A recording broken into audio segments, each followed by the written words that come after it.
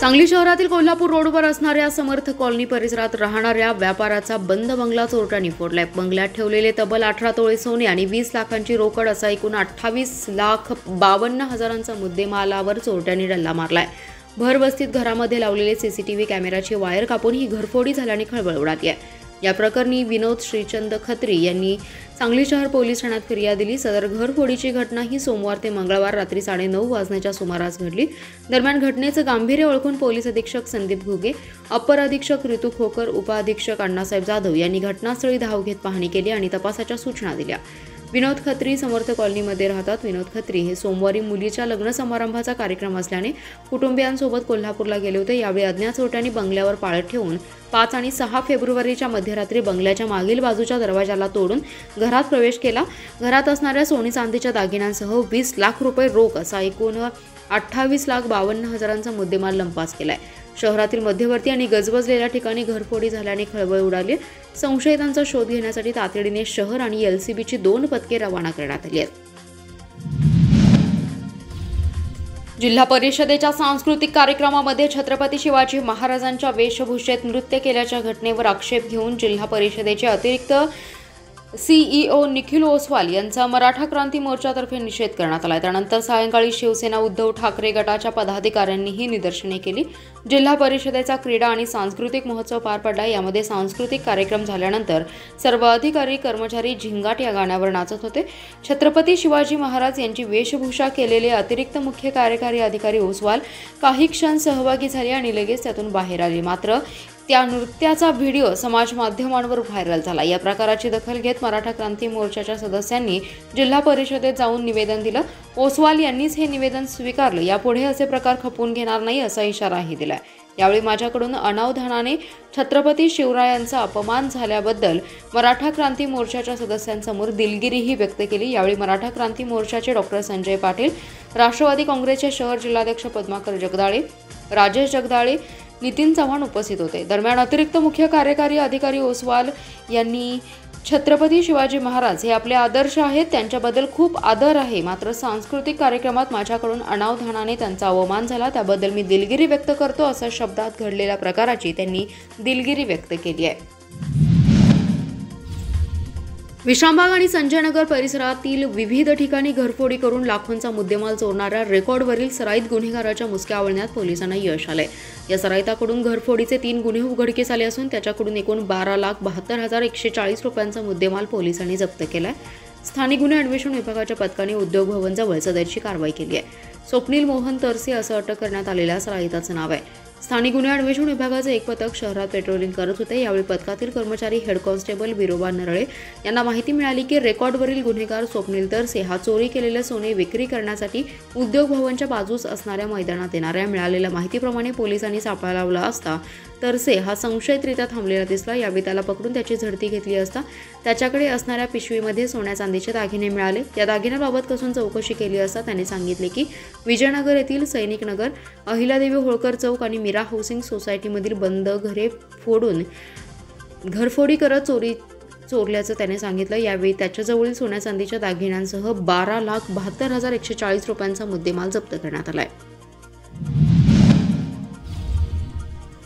महापालिकेचे अतिक्रमण निर्मूलन पथकाने बदाम चौक येथील 3 तर ईदगाह मैदान येथील 9 अशी 13 खोकी JCBने जमीनदोस्त केलेत। आयुक्त तथा प्रशासक सुनील पवार यांनी बेकायदेशीर खोक्यांवर कारवाई सुरू केली आहे।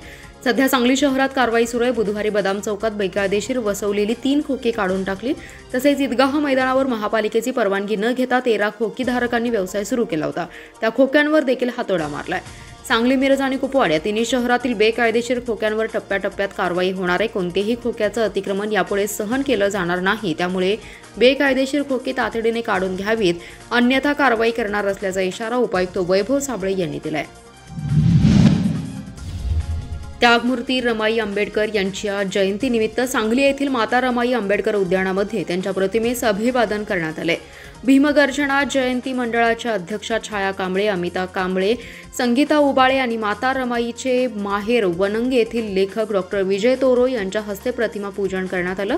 बुद्ध उपासक हनुमंत साबळे यांनी सूत्रसंचालन केले. दरम्यान सांगली शहर बस स्थानक जवळ असणाऱ्या डॉक्टर आंबेडकर यांच्या पुतळ्याजवळ जयंती महोत्सव मंडळाच्या वतीने माता रमाई यांना अभिवादन करण्यात आले. या कार्यक्रमास माजी नगरसेवक जगन्नाथ ठोकळे, मनोज उर्फ आशिष गाडे, अरुण आठवले, बापूसाहेब सोनवणे, संतोष सरवदे, अनिता होवाळ, प्रमोद कांबळे, गणपती चौडीकर, सचिन ऐवळे, विशाल चंदनशिवे, शहाजी मोरे, शामराव माने, पोपट तोरणे, संतोष तंगडी, राकेश गाडे, विनोद जगधने, गजानन गस्ते, सागर साबळे, नितीन कांबळे, गौतम कांबळे, मंगेश खरात आदी जण उपस्थित होते. कार्यक्रमाचे संयोजन प्रफुल्ल ठोकळे, देवानंद कांबळे, ऋषिकेश बनसोडे, यशराज रणखांबे, सुशांत कांबळे, राहुल कांबळे यांनी केलं. केंद्र सरकारकडून ईपीएस पेन्शनधारकांचं शोषण सुरू आहे. चुकीच्या धोरणामुळे कर्मचारी दरिद्री झाले आहेत. पेन्शनचा गाजावाजा करण्यात आला, परंतु त्यामध्ये अनेक कपाती आहेत. हे धोरण रद्द करून ईपीएस 15 योजनेबाबत श्वेतपत्रिका जाहीर करण्याच्या मागणीसाठी श्रमिक संघटनेच्या वतीने आजपासून जिल्हाधिकारी कार्यालयाबाहेर आंदोलन करण्यात आले. श्रमिक संघटनेच्या वतीने जिल्हाध्यक्ष गोपाळ पाटील यांच्या नेतृत्वाखाली बुधवारी कवटेमंकाळ, जत, खानापूर, आटपाडी आणि कडेगाव या 5 तालुक्यांच्या वतीने आंदोलन केलं. गुरुवारी उर्वरित 5 तालुक्यातील कर्मचारी आंदोलन करणार आहेत. 2014 मध्ये सरकारने अच्छे दिन सत्तेवर आले, परंतु सरकारने पेन्शन योजनेत बदल केले. पेन्शनचा पात्र वेतनाचा सरासरी कालावधी 12 महिन्यांऐवजी 60 महिने करण्यात आला. त्याचा 15,000पेक्षा कमी पेन्शन घेणाऱ्या कर्मचाऱ्यांवर परिणाम झाला. त्यामुळे सरकारकडून कर्मचाऱ्यांचं शोषण सुरू असल्याचं स्पष्ट झालं. ईपीएस 15 योजनेबाबत श्वेतपत्रिका जाहीर करावी, किमान 9,000 पेन्शन मिळावी, पेन्शनला महागाई भत्ता देण्यात यावा, पेन्शनर आणि जोडीदाराला रेशन, प्रवासात सवलत आणि त्यांची संपूर्ण वैद्यकीय सुविधा मोफत द्यावी, पेन्शन पात्र वेतनासाठी 60 महिने सरासरीची पद्धत रद्द करा, ईपीएसचा निधी शेअर बाजारात गुंतवणे बंद करण्यात यावी अशी मागणी केल्याचे संघटनेचे जिल्हाध्यक्ष पाटील यांनी सांगितले.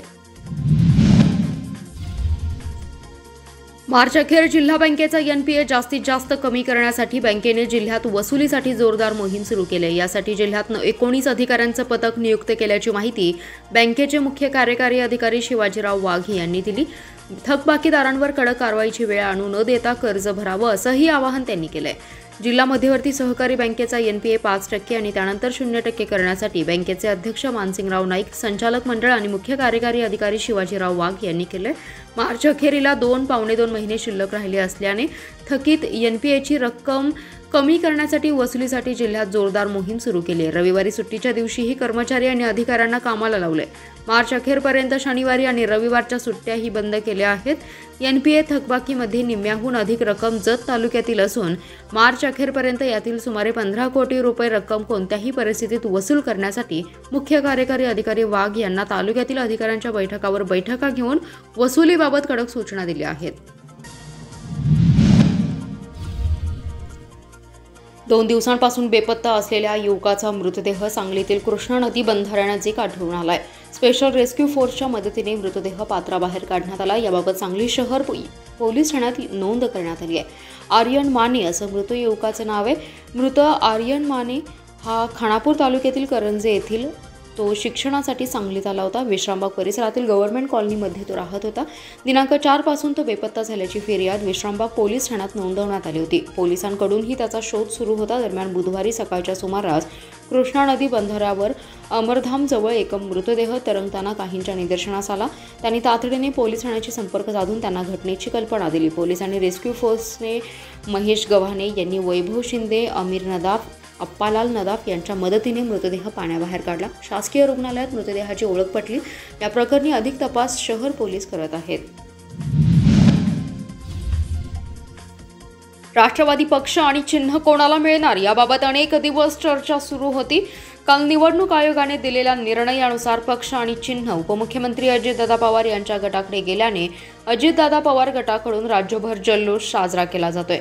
आज मिरज येथे जिल्हा कार्याध्यक्ष जमील बागवान यांच्या नेतृत्वाखाली महाराणा प्रताप चौक येथे फटाक्यांची आतिषबाजी करून पेढे वाटून आनंद साजरा केलाय. यावेळी माजी नगरसेवक जमील बागवान म्हणाले, सांगली जिल्ह्यात एकेकाळी राष्ट्रवादी काँग्रेस पार्टीची सत्ता होती. जिल्ह्यातील वरिष्ठ पदाधिकारी यांच्या मनमानी कारभार आणि विश्वासात न घेता काम केले गेल्या यामुळे नाराजी झाली आहे असं नाव न घेता टीका त्यांनी केली आहे. तसेच इथंही होत असून विश्वासात घेऊन काम करण्याचा सल्ला जाहीरपणे दिलाय. त्यांनी ज्या चुका केल्या आहेत त्याच चुका तुम्ही करू नका. मिरजेसोबत दुजाभाव करू नका. लहान मोठ्या कार्यकर्त्यांना विश्वासात घेऊन निर्णय घ्या असा घरचा आहेर सध्याचे अजित पवार गटाचे जिल्हाध्यक्ष यांना जमील बागवान यांनी दिलाय. यावेळी जिल्हा नियोजन समितीचे सदस्य अतहर नाईकवाडी, महादेव दबडे, वसीम शेख यांच्यासह पदाधिकारी कार्यकर्ते मोठ्या संख्येने उपस्थित होते.